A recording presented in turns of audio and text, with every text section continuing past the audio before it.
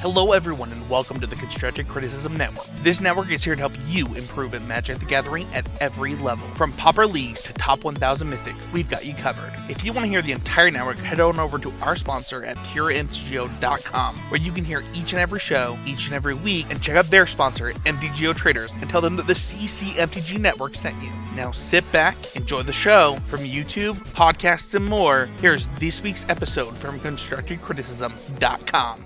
Hello everybody, and welcome to episode 147 of the Common Knowledge Podcast. I'm your host Christian, and I'm joined by our co-host Brad. What's up? Before we get too far into this episode, I just want to remind everyone that Common Knowledge and all of the podcasts on the Constructive Criticism Network are sponsored by PureMTGO.com. If you'd like to support the show, you make sure to like, share, and subscribe to the Constructive Criticism YouTube channel, and check out the Common Knowledge Patreon, where you can find Brad's weekly solo show, This Week in Pauper, along with my league videos. With that out of the way, let's get on with the podcast for this week. Woohoo! How's it going, buddy?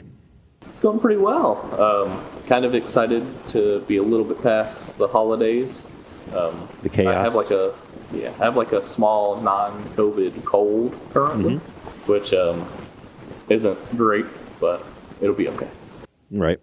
Yeah, I got the sniffles and the headaches. We were talking about that before the show with the weather changing, and everybody's kind of suffering from it, but it is not playing nice with my face, with my sinuses. How was your holiday, your New Year, and all that? Was it pretty busy with work, or did you get any time off? Family, kids, all that good stuff? New Year was relatively busy, I guess. It's kind of like at the point now where instead of being busy with sales, we'll have like a week or two of being busy with returns. Okay. And then it'll kind of mellow out.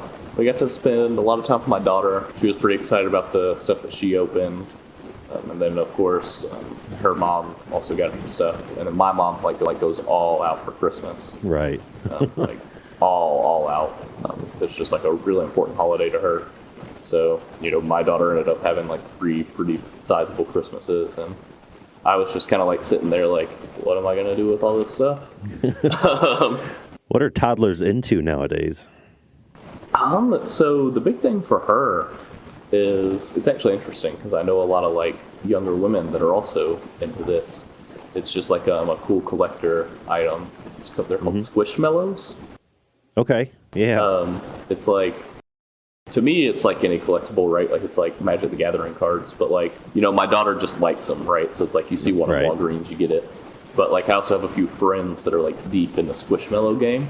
And it's really interesting because like it reminds me of when I was younger playing Magic, because like the Squishmallow meta like is still like involving like trades and stuff.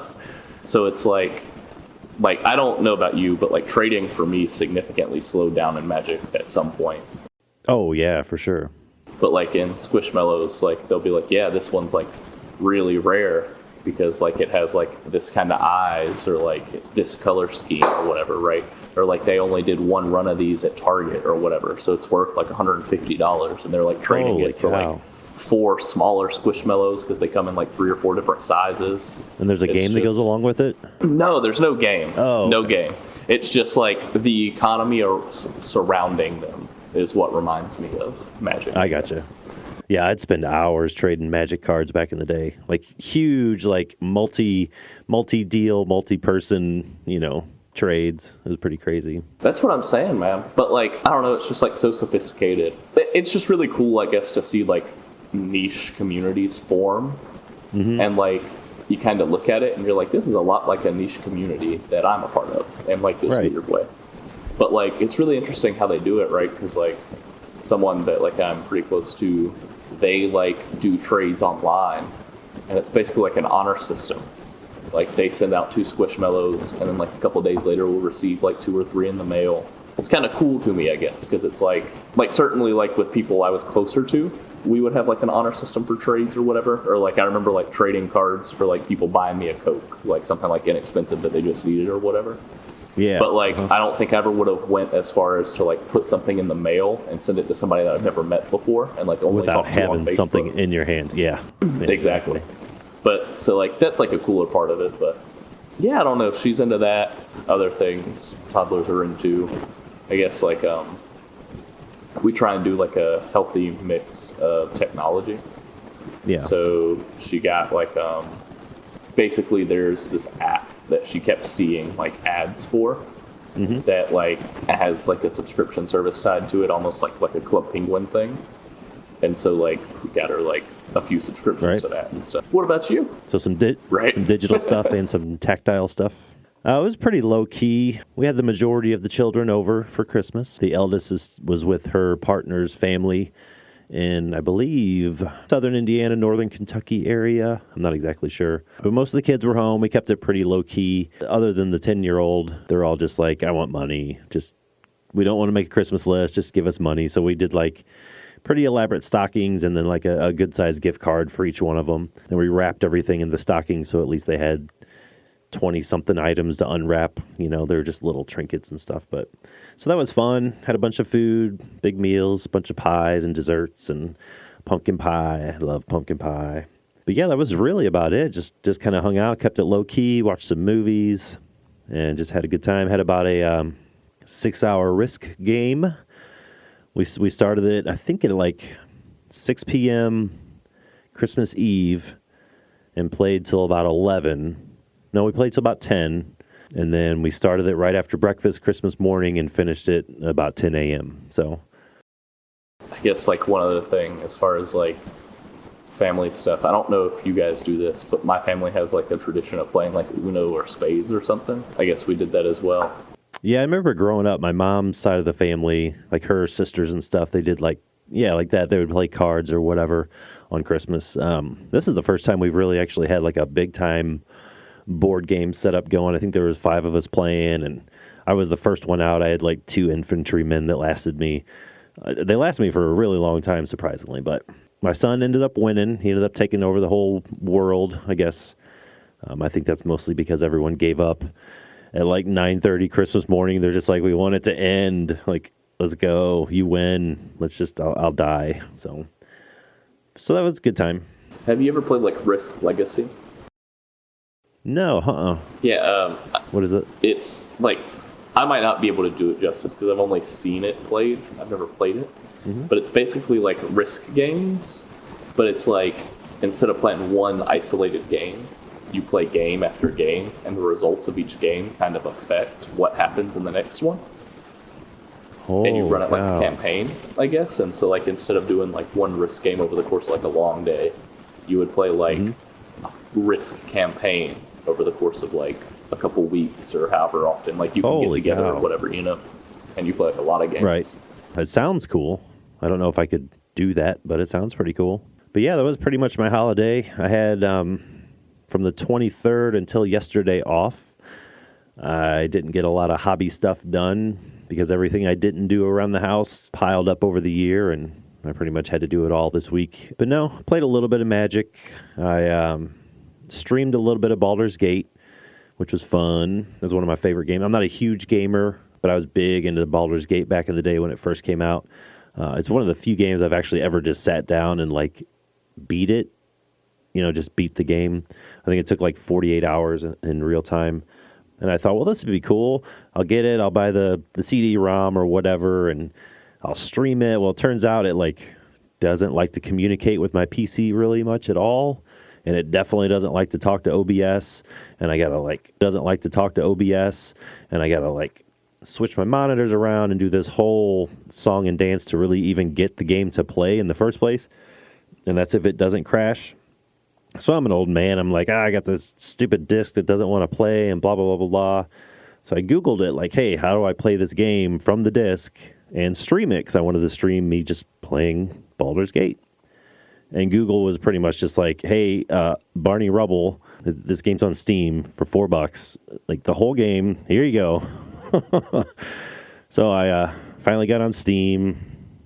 Yep, fired it up. $4 later, I'm streaming it perfectly, playing it with no problems.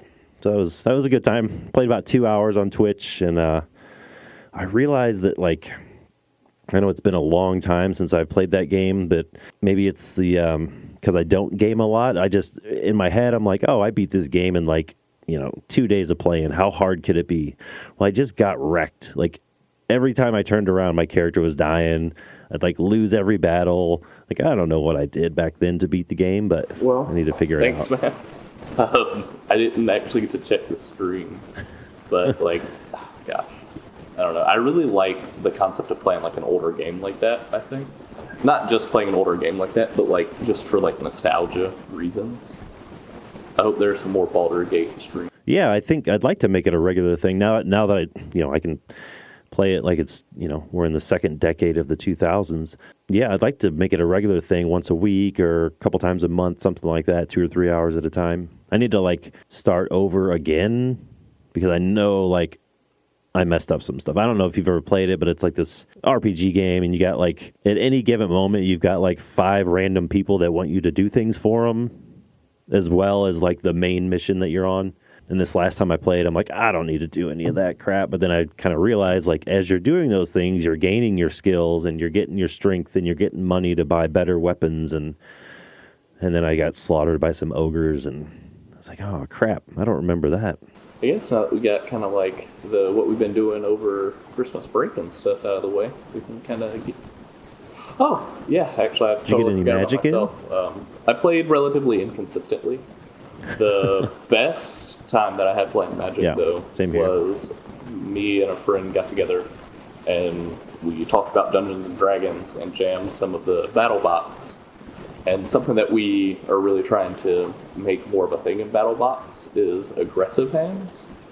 Like, because battle box is about like a lot of like 1-for-1 trading and stuff.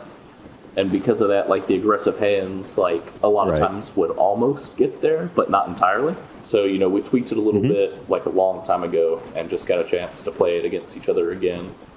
And in one of the few games that we played, the third game, he had a really aggressive hand, which was really good because I had a hand with a lot of 1-for-1 trading and a board wipe. And then like as like the game drew out, he just kept drawing like a few aggro cards. And I just kept drawing like a super controlling hand. Yeah. And it was like a really good back and forth battle, but like he just got under all my removal and eventually like closed the game out with like just like a pretty good like combination of cards there at the end. But like we were both pretty pleased with it because normally like or in the past, aggro hands haven't really came together that well. So like in the past, like you would draw like what looked like a good aggro hand, but like there wasn't like a good balance of what the cards did for you to like really be able to keep applying pressure. Right. Yep. Yeah, I feel like if variance is a huge factor, I think something like control would be easier to play out than in the battle box, like variance is like pretty much the entire thing, right? Because like both players just share like one deck. Right. But I don't know. We were both pretty happy with how it played out. Just like we added a lot more modal cards. To where like, instead of being removal, we're gonna like make a 1/1 or whatever. And like, and on the face, it's like, why would you ever make a 1/1? And it's like, well, when your opening hand was 1-drop, 2-drop, and then turn 3, 1-drop, 2-drop, to have like 4 creatures in play by turn 3, right? It's like, oh, well, that's why maybe you would make a 1/1. Yep, exactly. There are reasons. Yeah. Outside of that, not too much. Unfortunately, I was gonna try and play in a Pauper challenge this last weekend, but I literally just like overslept for it. Woke up like 5 minutes after registration, but like the night before, like I went ahead and like rented the deck I was gonna play and everything. So it was like, dang. Yeah, I was gonna. Oh, you're all prepared. No, I'll probably get in one of the free Cards Realms tournament this week. I might even take Tordex. I was playing that the other day, yesterday actually. I just love that deck so much. It's so fun. Yeah, it is. I've been seeing a lot of people post about it in the Pauper Guild Discord. Yeah, and even on Twitter, I feel like it's one of those decks that no one wants to talk about first, because no one ever really mentions the card itself, Tortured Existence, or anything about the deck. But as soon as like me or anyone else posts about it, it's just the comments are just flooded with people like, I love that deck. I love it's my favorite deck. Blah blah blah. Yeah, no. Our main topic is we're just going to be reviewing 2021. We're going to talk about the good cards, cards that had an impact on Pauper, the bads, which we're probably actually not going to talk about the heinous cards, but then we're also going to talk about the flops, which is cards that we thought would be good but aren't necessarily. And then I guess like the cards that like we're personally interested in, we can also kind of talk a little bit about why we liked it. We actually had so many good cards that like it might be hard to talk about them all in extreme detail, and for a lot of them, people will know why they're good. Yeah, exactly. But yeah, if you just want to start off with the first set of the year. First set of the year last year, 2021, brought us Kaldheim, the Norse frozen snow world. I always thought this was probably one of the most flavorful sets from last year. I know Strixhaven had its Wizard School thing going, but as far as like top to bottom flavor, I feel like Kaldheim was pretty strong. And it had already sort of existed in the Magic universe. It was on a planar, what was that, planar chaos or something like that. So we already had, or the player base already had sort of some expectations for the set, but I think it delivered. I listened to other format podcasts, Modern and this and that, Standard. It's actually taking up until about now, about a year later, for people to realize actually how powerful Kaldheim was for their respective formats. What did you think about it overall? I was really excited. It's actually it's really weird because I think there were a lot of really good cards from Kaldheim that got overshadowed by just how good the snow duels were. Right. And that's even weirder, right? Because it's like I still think the snow duels are really good, but sometimes they get overshadowed by a different set of dual lands. Right. I think the snow duels were obviously really good. They birthed like the Jund, Snow, Cascade archetypes. They really helped Ponza just because of the two archetypes. They were auto includes and fairies. Yeah. But there were a lot of good cards afterwards, Yeah, and the snow duels also sort of, at least for a brief period, sort of legitimized zoo decks, like domain decks. That was pretty fun. I know our buddy Oliver, I think he may have 5-0'd a couple times with one.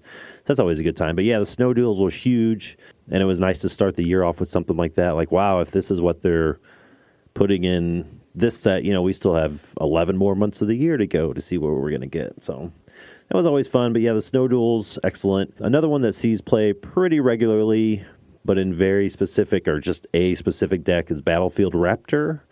I was a fan of that card when it got spoiled. Nowadays, you really only see it in white weenie strategies. But it's a heck of a card, honestly. I was happy at how happy you were that card ended up kind of making a difference in Pauper. Yeah, it really did. It wasn't groundbreaking. It wasn't like a new, Delver or anything, but it's solid. It's a solid card. And then, after that, we also had obvious blue staple, Behold the Multiverse. Yep. Just kind of like your one or two of blue card advantage card and fairy or control decks. Yep. Very strong. And beyond that, we had just a whole host of good green cards. Yeah, it really was. Kind of a theme. Didn't even really notice that until after the show notes were put together. I was like, oh, okay. There's a whole stack of green cards. Yeah, just to run down on, there was Jaspera Sentinel, Masked Vandal sees a fair bit of play in sideboards. Mm-hmm. Surof's Packmate kind of goes in the before mentioned Jund Cascade or Red-Green Ponza or Red-Green mid-range decks. Yep. Then there was also Snakeskin Veil. This one Snakeskin Veil actually sees a little bit less play than I thought it would, like when we did our set review or whatever. But it's still a really good card. I mean, regardless. Yeah, absolutely. It's a good card that sees some play. And based on some of the cards that I thought were going to see a lot of play in the flop section from this set, right? I think it's fine to put it in the good. Mm-hmm. Well, yeah, why don't we move on to the flops? What do you think? Yeah, I'm going to go ahead and eat being wrong, I guess, on some of these really fast. Yeah, me too. Two big ones are Bind the Monster and Raven Form. Yep. I thought for sure those cards were going to make Mono Blue Fairies the best deck in Pauper. I thought they would too, instantly, as soon as they were available online. And here we are, living. Mono Blue Fairies is not the best deck in Pauper. Yep. Nor was it ever during this time period. And there was no Mono Blue control deck either. So. Right, and I may have seen one or two decks try out Bind the Monster or Raven Form, but literally they never showed up anywhere. It was crazy. I tried to play Mono Blue with both, and then and then the other one of those cards, and everything that you envision doing with those cards just doesn't play out. Yeah, I remember you were doing your stress test or whatever you called it with your blue decks there. Yep. I remember that. It's kind of sad. They're still really good cards. I think I have both of them, if not I definitely have Bind the Monster, or Ravenform, sorry. I have Ravenform at least in my Pauper cube. So I like it enough to put it in there. But yeah, other than that, I was really big on also two particular cards. Mistwalker, the flying changeling, didn't really pan out. I even tried it in some paper brews, some online brews. It just didn't, again, it didn't do what I wanted or what I thought it would be able to do. Just didn't open up enough avenues for deck creation or anything like that. And the other one was the flying white creature, like the White Delver, the Stalwart Valkyrie, where you can pay 1 and a white and exile a creature from your graveyard instead of paying its casting cost or whatever. And it's a party member too. I think it was a cleric or warrior or something. It had everything going for it. It was a 3/2 flyer, and it just never, as much as I tried to make it good, it never was good. I don't know. We'll get to why you couldn't make the party member good a little bit later on. I think. I think we can move on from there. I also put in Open the Omen Paths on this list for flops, but I don't think that was on anybody's radar, maybe just mine. So. Yeah. Well, moving on, we moved on to one of the coolest D&D settings of all time, Strixhaven. Yep. I say that I've been like theory crafting like D&D. It's like they have a Strixhaven book, and like kind of thinking about it, it's like, man, you could put Strixhaven in any setting and it would be cool. But that's beside the point. I saw some posts about that book or campaign setting or whatever online. Did that come out after the Magic set, or is the Magic set built off? I think the D&D campaign like world guide is built off of the Magic set. Okay, that makes sense. Yeah, because they kind of did the same thing with Ravnica, I believe. Yeah, the good cards, just kind of running down them. I almost wanted to put this one in like a bad section, but first day of class. Yeah, it's so good, it's bad. Right. It's a really good card. It's not really good for the format. Yeah, it's okay now that Storm isn't a thing anymore. But for a long time, first day of class was just all over the place. And it still has a home in Red Black, Wombo, Combo, Gobbo. Yeah. Then afterwards, we got Serpentine Curve, which I think is probably like my favorite card that I don't play with. Yeah, same here. I have a couple decks, one paper deck and one MTGO deck with it. Actually, they're the same deck. And it's not good. I just really like it. And then, there was Bayou Groth, which Snapbolt Games was kind of able to make a big deal in Stompy. I believe he got a top 8 with it. A lot of people were 5-0 with it. It really made a difference for a while in Stompy. I've kind of noticed that they kind of went away from it. And I'm kind of thinking that maybe they should go back to it. I don't know when. I guess we could go through the data and look at it, but I don't know when they stopped playing the Groth, but I'd like to know why. Yeah, maybe they should revisit that. There were also the campuses, which again, cool dual lands that are getting overshadowed by other dual lands right now at this moment. Right. That's a theme. So far, 2021, just in these two sets, Kaldheim and Strixhaven was a pretty good year for mana base, for Pauper mana bases. Yeah, absolutely. Pauper mana base has got a lot this year, and honestly, like these two sets just have so many powerful cards. Just like, if I would have told you that first day of class, Bayou Groth, campuses, snow duels, maybe even like Masked Vandal were like gonna come out this year, you'd be like, oh man, Modern Horizons 2, what a crazy set. I know. Right? Just those cards you listed right there, that's, in any other year, that's about all Pauper gets in an entire 12 months. And these were just the first two sets of the year. Yep, and it definitely doesn't come from a standard legal. Right, exactly. Standard up to this point was very friendly to Pauper.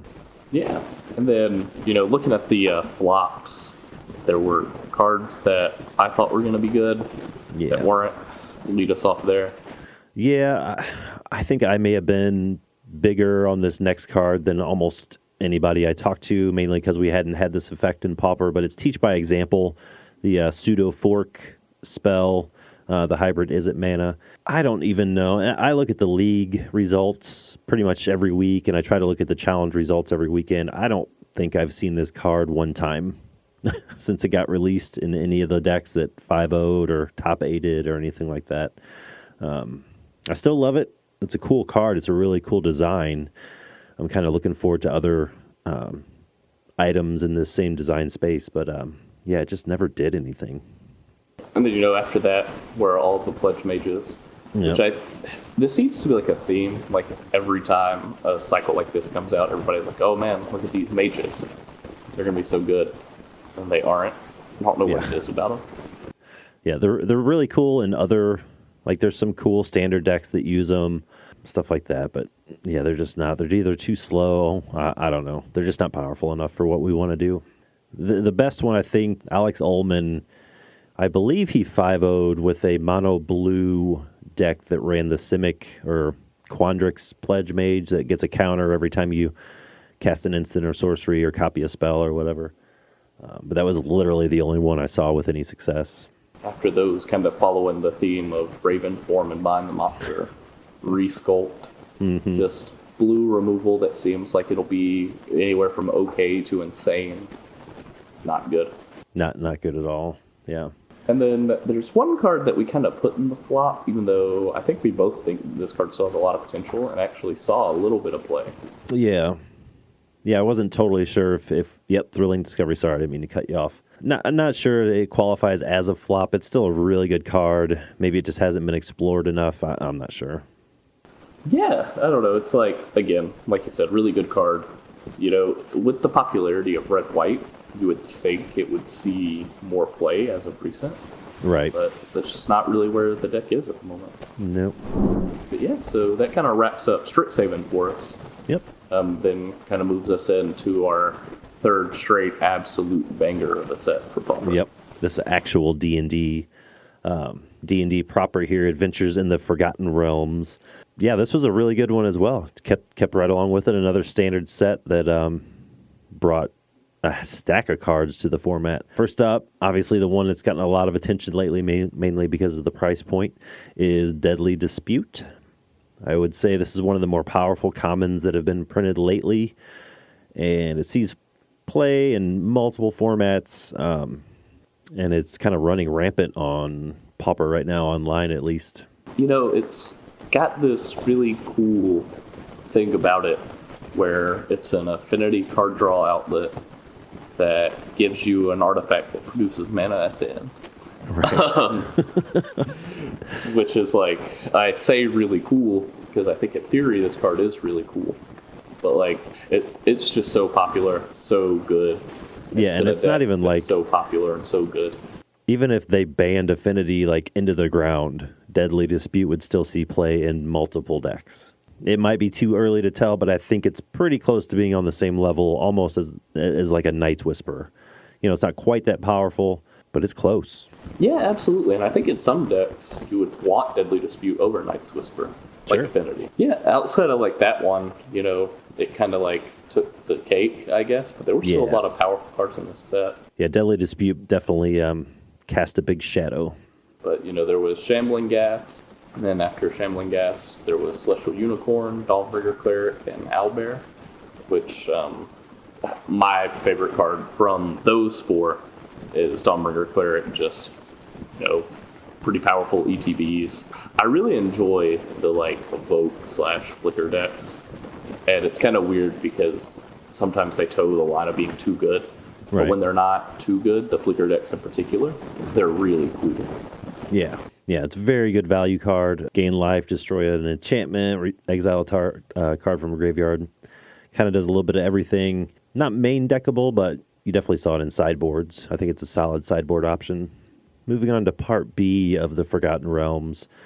One that I think we were kind of stone cold medium on was the entire selection of equipment. that not just the +2 mace, but all of the equipment from the set.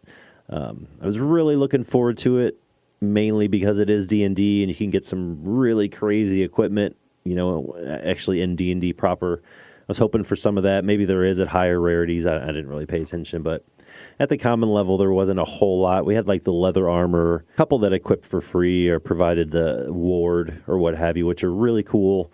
But as a whole, I think the equipment type, card type, just sort of flopped for the set. At common, anyway.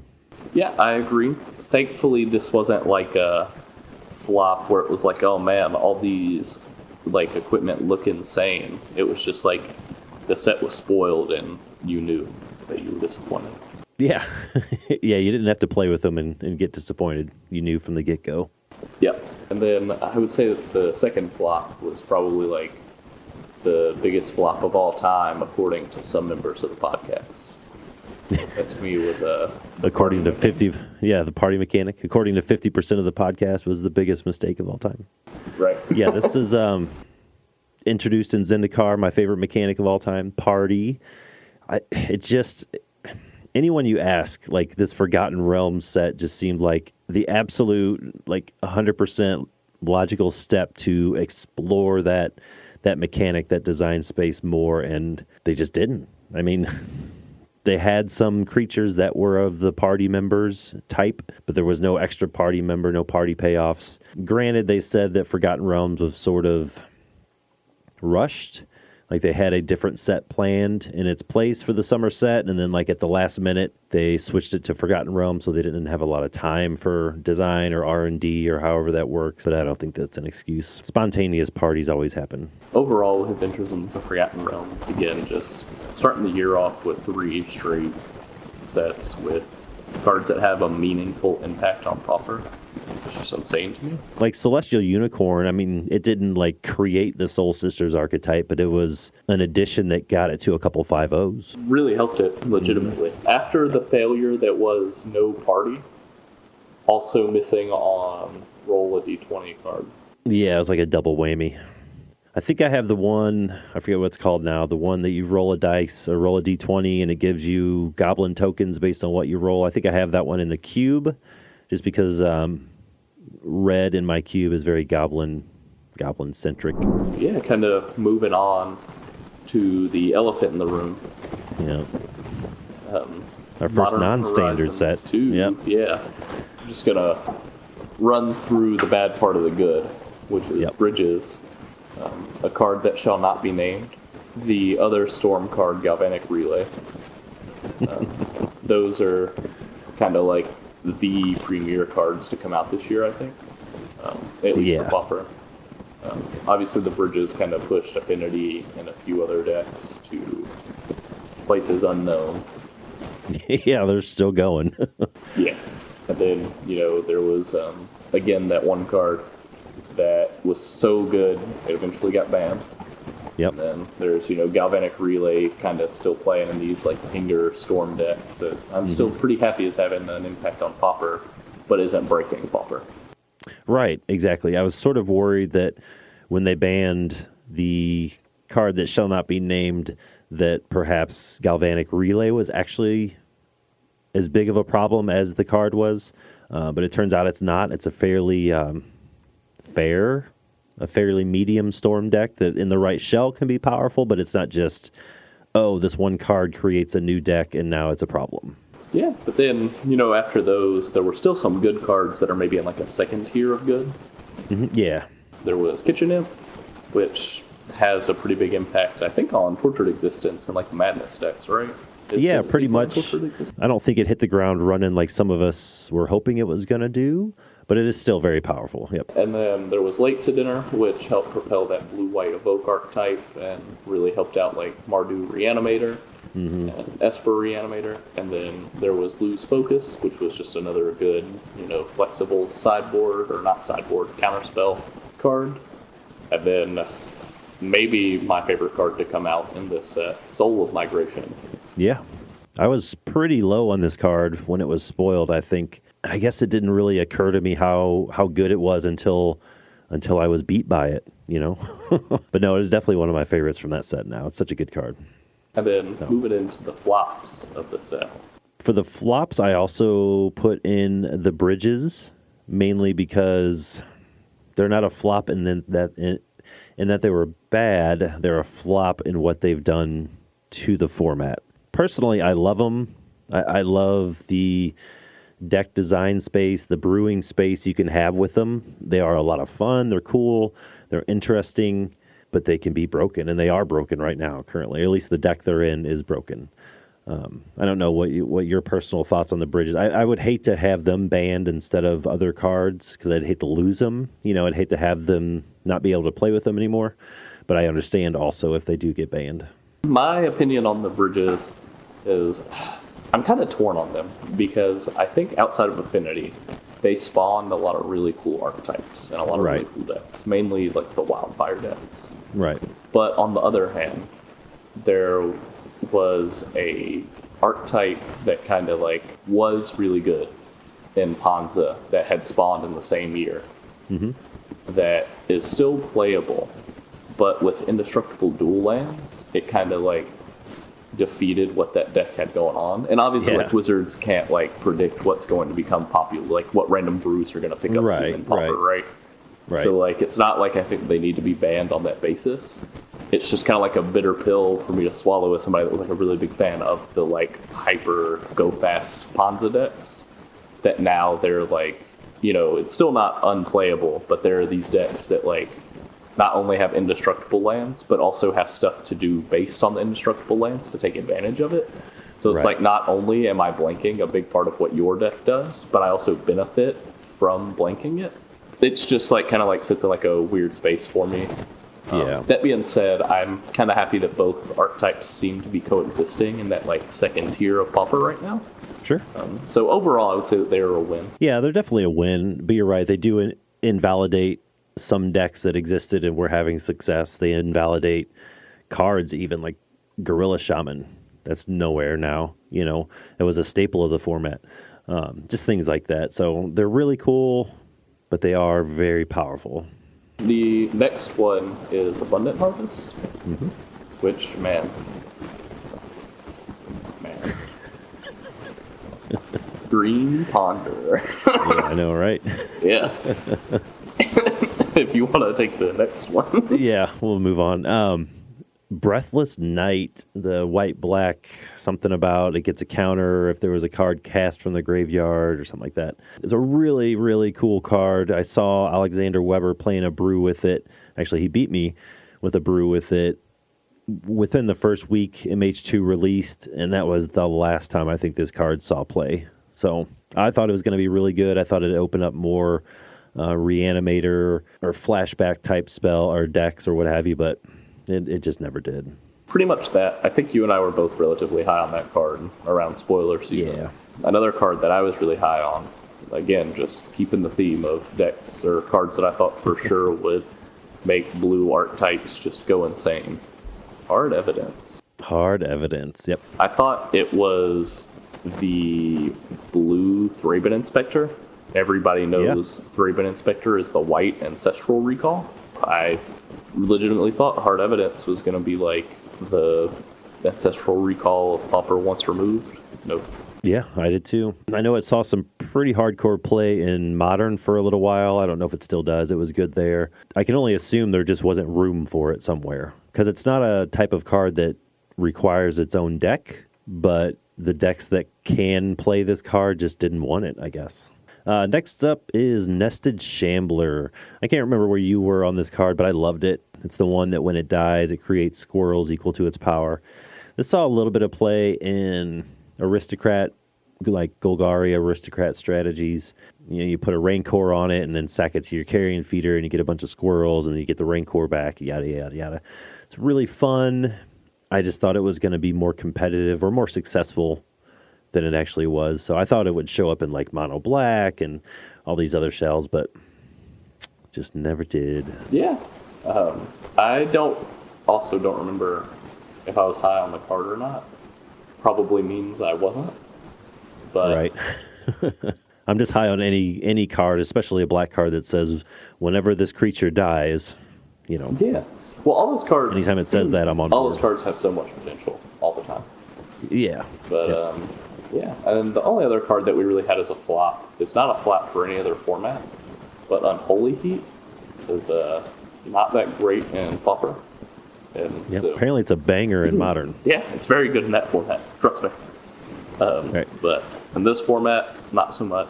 No, it's hard to turn on. We don't really have specific threats that are that strong that we absolutely have to kill, you know, so. That's kind of it for Modern Horizons 2. Best set of the year. Kind of moving into our second to last set was one of the two Innistrad sets, Innistrad Midnight Hunt. Midnight Hunt, first half of the double feature. this was cool. It was one of those, I always loved Innistrad, so a revisit there is cool with me. It's a werewolf-themed set where the zombies ended up actually being better than the werewolves, which is weird. But they introduced, not a new mechanic, but sort of a tangent mechanic to the day-night cycle with the day-bound, night-bound situation. I don't have those memorized how they work because they don't see play in Pauper, not even like in Brews or anything. That didn't really affect us whatsoever. But there was a handful of good cards here. I think probably less so than any other standard set that came previously in 2021. But I know one of the first ones that I liked when we did our spoilers was Ardent Elementalist. This one still sees some play, not as much as it did when the set first came out. I don't think people are as high on it as they were. But it's a red creature that when it ETBs, you can get an instant or sorcery back from your graveyard. Works really well in the cleansing wildfire decks with Ephemerate and that sort of thing. I've actually not played with it a whole lot. I think I have 1 or 2 decks built with it. It's in my cube, that sort of thing, but I haven't explored its potential. Yeah, I think one of the things holding Ardent Elementalist back is Archaeomancer. In most of the decks that you're going to play Ardent Elementalist, you have access to blue, and you're probably leaning into blue a lot, so you might as well play the 2/2. But Ardent Elementalist did see a lot of play, and in those decks where maybe you were more red-white leaning, it saw play over Archaeomancer. So, yeah, sure. Yep. Yeah, I know it saw a little bit of play. There was a Mardu Flicker deck running around for a little while, or Mardu Wildfire, or whatever you want to call it. But yeah, it's definitely not it's good, but it's not like a format staple or anything. It's just one of those that it's nice to have that effect in that color when you absolutely want it. But other than that, you can do without it. And then after that was a good card. I really like it. Consider, which is just, a cantrip that's basically opt, but it puts things in the graveyard instead. Surveil 1 draw card is effectively what it reads. It's obviously not ever going to be Brainstorm or Ponder or Preordain, but in decks like Evoke or Reanimator, or maybe Turbo, Gurmag, Delver decks, it sees some play, and it's right at power level I would want a cantrip to be at. And like you were saying, it works in so many different strategies or archetypes. Anything that affects your draws, affects your library, and affects your graveyard all in the same card, and it's in blue, you're going to get a lot of use out of it. So I haven't seen anybody choosing to play Consider over the staple cantrips that we already have, but it shows up every now and then. This one up has been showing up in one of my favorite play styles. It's Festival Crasher, the new sort of Kiln Fiend-esque creature that gets pumped when you play instants and sorceries. It plays nicely right alongside side Kiln Fiend. There's been for a while, there was a lot of Izzet Blitz decks, but lately it's been a lot of mono red decks. I think pretty much because red doesn't need blue anymore to play a Blitz list. Now that we have the Flame Breather or whatever, the Thermo Alchemist guy, and Festival Crasher. So that was a big one too. Blitz decks are fairly easy to hate out. So I imagine in the next few months, these decks may go back down to tier 3 or wherever they are. But for right now, they're really good. Up next is my favorite Soul Sister, Lunarch Veteran. I would call it a Brad card. So 1/1 for a white. Whenever another creature enters the battlefield under your control, you gain a life. But it also has Disturb. For a white and 1, it's a flyer. Whenever another creature you control leaves the battlefield, you gain a life. It's awesome. I really like the Disturb mechanic. I don't know how deeply they explored it in the other rarities. There's a handful of common cards with Disturb. I would like to see this come back. It's basically like Flashback, but on a creature. But the creature turns into, or just transforms or whatever, and usually has some sort of reverse effect that it does on the front side. But yeah, this card's awesome, and it's a cleric. It's a party member. Oh, how the mighty have fallen. I know. But yeah, if you want to take the last one that we had in the good. Yeah, it's another white card, surprisingly. This is Search Party Captain. It is 3 and a white for a 2/2, but it costs 1 less for each creature you attacked with this turn, and when it ETBs, you draw a card. So that's pretty excellent. I didn't brew, but I played a few white weenie decks, I think the week before Christmas or 2 weeks before Christmas. They had 3 or 4 copies of this guy in there, and it's not hard to get a 1-mana 2/2 that draws a card when it ETBs. I mean, that's just super, super value for that color in this format. And then just kind of moving through the flops, we only really had 1 flop for this set. The way I look at flops is like cards that either us as a podcast were high on or the Pauper community were high on, and they just sort of fizzled out and never went anywhere. Outside of the cards that we knew were going to be good, there just weren't any that I expected to do anything. You know what I mean? Like, so there wasn't a lot of disappointment, I guess, in this Yeah, set. this set had more surprises on the good end than the bad end. For sure. Yeah, that's a good way to put it. But the one card that I think we both thought might push like blue Reanimator decks and a few other archetypes, Otherworldly Gaze, just did not live up to snuff. No, it didn't. It's a card. It doesn't get play, so I'll read it out here. For those unfamiliar, it's a single blue pip for an instant. Look at the top 3 cards of your library. Put any number of them into your graveyard, and the rest back on top of your library in any order, and you flash back for a 1 and a blue. Seems pretty potent, but yeah. But yeah, then moving on to the last set of the year, had so many powerful cards. So many good cards. It definitely picked up where Midnight Hunt left off. Yeah, for this one, I think we basically only had all wins, like all good cards, like no bad or flops yet, just because of how recent it was. But good ones. Holy. Yeah. Do you wanna list them? There are some powerful ones here, starting right off the top with Blood Fountain. It's an artifact that makes an artifact and does 2 powerful things, and it lets you filter through your cards to combo quicker and return creatures to your hand. Yeah, I mean that's like, it does all that for a single black. Yeah, it's like for the low cost of a black mana, you get an artifact and have a way to filter, and then for 4 mana after that, you get to return 2 creatures to your hand. I mean, it turns on Metalcraft on turn 1. You know, it's just crazy. Like, it's seeing brews. People are playing with it in Modern. It's powerful across the board. It's pretty crazy. It's just crazy how good it is. I don't think it's good at enabling things. I don't think it's good enough to be like, oh, we need to ban the fountain or anything. Right. But then after that is my favorite card, probably to come out this year. Yes. Reckless Impulse. This is your 5/0 baby right here. Oh, yeah, it is. I've been playing so much of this card. Like all over the place, or are you still on that burn deck? Still on the burn deck, but like it's really interesting to just all the different applications that this card has, whether that be Izzet Blitz. I think there's probably like a blue-red like Serpentine Curve deck out there that plays this. That would be a lot of fun to play. And then there's like obviously Mono Red Blitz. Like this card to me is so good because not every deck wants to play it, but it's powerful in every deck that does. Yeah, that's a good way to put it. Basically, everything that enables the mono red deck outside of like 1 card is all here. There's Valdarian Epicure, which sees a lot more play, I think, than Reckless Impulse in the burn deck right now. Mm-hmm. Currently, I think. Yeah, right. Just burn that allows for filtering is really good. It kind of like solves the issue of the cycling lands. And then there's Ancestral Anger, which is really good mono red blitz for a card that pumps it's amazing and draws cards. Yep, amazing. And after that, there's Pensic Flame Breather, which turns on the Pinger deck. Sees playing burn, sees playing mono red blitz. I can't remember if it was in that black red storm Pinger deck that's been popping up on Twitter. Can't remember if that's in there or not. I think so.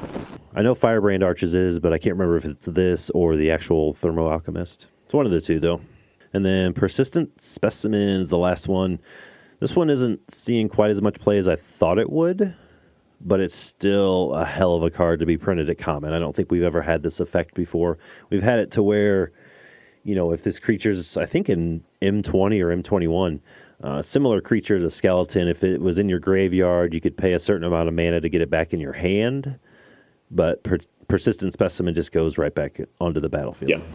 So Super potent. I think if if bans come down or the meta changes a little bit more, you'll see persistent specimen pick up and play as well. yeah, it's just too slow. I mean, when blitz decks choose to cut blue and just go mono red to go as fast as they possibly can, cards like persistent specimen aren't going to do much. I didn't really put anything in the flops. I mean, the set's only been out a month and a half or so. I remember that when it was spoiled, a lot of people were talking about Wedding Invitation. So I don't know if we can consider that a flop because I literally haven't seen anyone use it. But that doesn't mean it can't be used. Yeah, well, it's kind of weird. I wouldn't necessarily call it a flop yet, but I think that was like one of the few times this year that a lot of people were excited about a card that we were like, nah, not for us. Yeah. Man, we're good. We're good. But yeah, no, I was really happy with this year in review. We're going to talk about, what our favorite cards were here in a second before we wrap it up. But I think what a lot of people are experiencing with Pauper is something that maybe Pauper hasn't always dealt with, which is it's not like we're getting one or two powerful cards per year and they dominate all year. Now we're seeing more of what other formats experience, where we get good cards consistently, and the new good cards are going to be dominant until either the meta shakes out a couple months later or there are bans. And this is something that I just kind of wanted to say on the show is it's a really unique place, I think, for Pauper to be in, where we started coming into the year. I believe Fall for Favor was still legal. Yeah, for a couple weeks. Yeah, and then that got solved. And then, we had a couple of weeks/months where there were just a lot of really powerful new cards being played. And then at MH2, Storm kind of came out and really put a damper on things. And that also hid Affinity's power level, I think. And, eventually, at the time it felt like forever, but Storm got banned relatively quickly. Quicker than maybe we are used to in Pauper. And then, we had other good cards come out, Ardent Elementalist, Blood Fountain, Reckless Impulse, Ancestral Anger. I think this is the first year that I can really remember for Pauper where there were just consistently powerful cards in every set, that each of them either spawned or really helped a major archetype. Each set had one card that did that at least. Yeah, that's what I was pretty much talking about that same thing when I guested on the Casual Tryhards podcast a couple weeks ago. They were asking, I forgot how it got brought up, but yeah, I was saying the same thing.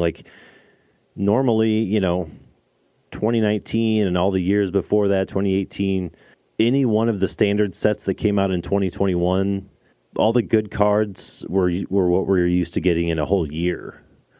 But we got an entire 5 sets worth of cards to play with. We probably got, throughout all 2021, we probably got 30 cards that are still in the meta somewhere. And that's a lot, people kind of make the joke that Modern's becoming a rotating format with all the Horizon sets that are coming out and all the new powerful standard sets that are coming out. And I don't think it's that drastic with Pauper, but it definitely changes quite a bit with each new set. Yeah, I would say the one thing for Pauper that I think kind of makes it different is I think, obviously, the cost to buy in or alter your deck is significantly cheaper. Right. But there are still those pillars of the format that I think are perfectly playable. I'm thinking of Tron or Blue-Red Fairies, where you might want to change a few cards, but they're still good even if you don't. Sure. And so, if you kind of get that fatigue, I guess, of feeling like you constantly need to change decks, I would actually probably recommend looking at those evergreen decks, the two that I just mentioned, or Boggles or something, and really take the first Boros Monarch, anything like that. Yeah, and take the first part of 2022 to master one of those decks, or not really master, but get a good understanding for how it plays, maybe buy into it in paper if you can, because for whatever reason those decks have kind of shown that they're going to be around. I don't recommend Affinity because I don't know how long that's going to be around, let me say that. Right. But that might be something that I recommend doing, like I said, if you're getting this fatigue of I don't know whether or not I should be playing Affinity or Mono Red Blitz or whatever. It's just go play one of the decks that were good like 8 months ago, that were also good 2 years ago, that were also good 3 years ago, that are good today.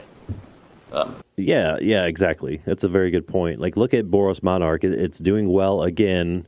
And I'd have to see a very current list. Last time I looked was probably before Christmas, but I don't really know if they're playing any cards from 2021. Yeah, like maybe you have to get mean? like some of the bridges or whatever, right? Right. But the deck mostly, looks the same. There might be some sideboard cards that are different, but yeah, if you bought it in 2019, it's still a tier 1 deck right now. Yeah, exactly. My favorite cards, I think I was about half and half on the flops and what ended up being good. I still love Teach by Example. I still play with it when I can. It's terrible. It's not good, but I still like to play with it. Serpentine Curve. I love everything about this deck, or this card. I love the decks that it goes into. Shambling Ghast is awesome. Obviously, we've already talked about Deadly Dispute as one of my favorites all year, as well as Reckless Impulse. I just haven't played with Reckless Impulse enough to like endear it into my heart or anything.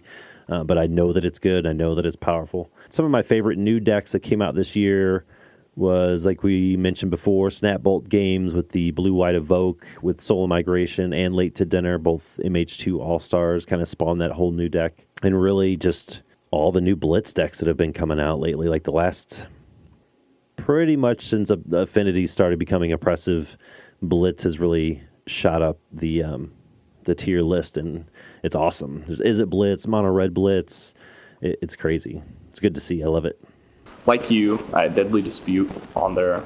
A card that I didn't expect to like that I do.